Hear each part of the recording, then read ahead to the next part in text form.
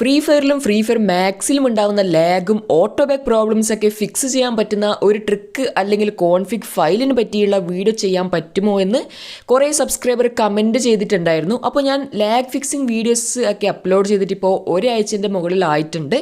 അപ്പോൾ അതുകൊണ്ട് പുതിയൊരു ലാഗ് ഫിക്സിങ് വീഡിയോ ആയിട്ടാണ് ഞാൻ ഇന്ന് വന്നിരിക്കുന്നത്. അപ്പോൾ ഈ ഒരു വീഡിയോ നിങ്ങൾ ഫുള്ളായിട്ട് കണ്ടാൽ നിങ്ങളുടെ ഫ്രീ ഫയറിലും ഫ്രീ ഫയർ മാക്സിലും ഉണ്ടാകുന്ന ഓട്ടോബാക്ക് പ്രോബ്ലംസ്, ലാഗ്, പിങ് അതുപോലെയുള്ള പ്രോബ്ലംസ് ഒക്കെ ഫിക്സ് ആയി കിട്ടുന്നതാണ്.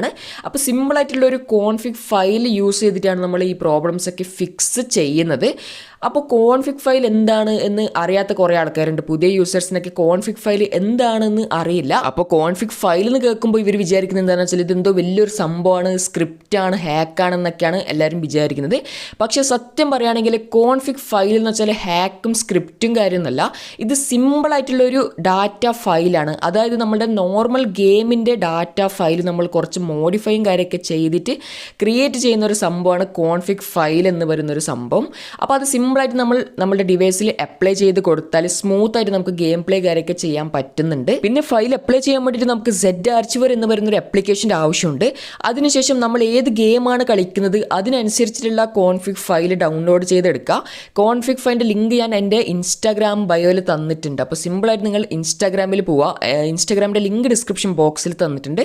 അപ്പോൾ ഇൻസ്റ്റാഗ്രാമിൽ പോയതിന് ശേഷം എൻ്റെ ബയോ ഓപ്പൺ ചെയ്തിട്ടാകുമ്പോൾ നിങ്ങൾക്ക് ഫയലിൻ്റെ ലിങ്കും കാര്യമൊക്കെ തന്നിട്ടുണ്ടാവും. ലേറ്റസ്റ്റ് ഫയൽ എന്ന് പറഞ്ഞൊരു ലിങ്ക് തന്നിട്ടുണ്ട്. അത് ക്ലിക്ക് ചെയ്ത് നിങ്ങളുടെ ഗെയിം ഏതാണ് അതിനനുസരിച്ചിട്ടുള്ള ഫയൽ ഡൗൺലോഡ് ചെയ്തെടുക്കുക. ഡൗൺലോഡ് ചെയ്തിട്ട് zarchiver യൂസ് ചെയ്തിട്ട് ആ ഒരു ഫയൽ എക്സ്ട്രാക്ട് ചെയ്യുക. എക്സ്ട്രാക്ട് ചെയ്യുന്ന സമയത്ത് നിങ്ങളോട് പാസ്വേഡ് എൻ്റർ ചെയ്യാൻ പറയും.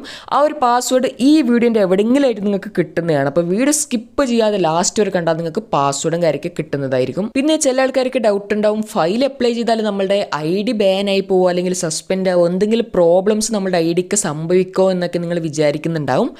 അപ്പോൾ ഫയൽ അപ്ലൈ ചെയ്തിട്ടുണ്ടെങ്കിൽ നമ്മളുടെ ID എന്തായാലും പെർമനൻറ്റ് ബാനൊന്നും ആവാൻ പോകുന്നില്ല.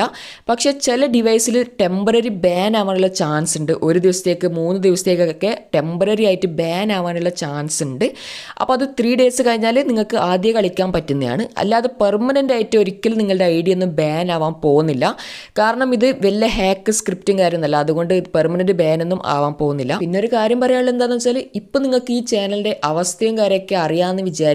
പണ്ടത്തെ അത്രയും സപ്പോർട്ടും കാര്യമൊന്നും ഇപ്പോൾ തീരെ കിട്ടുന്നില്ല. പ്രത്യേകിച്ചിട്ട് ലാഗ് ഫിക്സിങ് വീഡിയോസിലൊക്കെ ഇപ്പോൾ പണ്ടത്തെ അത്രയും സപ്പോർട്ടും കാര്യമൊന്നും കിട്ടുന്നില്ല. പക്ഷേ എന്നിട്ടും ഞാൻ വീഡിയോസ് അപ്ലോഡ് ചെയ്യുന്നത് നിങ്ങൾക്ക് യൂസ്ഫുൾ ആവുന്നുണ്ടെങ്കിൽ യൂസ്ഫുൾ ആവട്ടെ, നിങ്ങൾക്ക് ഹെൽപ്പ് ആവട്ടെ എന്ന് വിചാരിച്ചിട്ടാണ് ഞാൻ വീഡിയോസും കാര്യമൊക്കെ അപ്ലോഡ് ചെയ്യുന്നത്.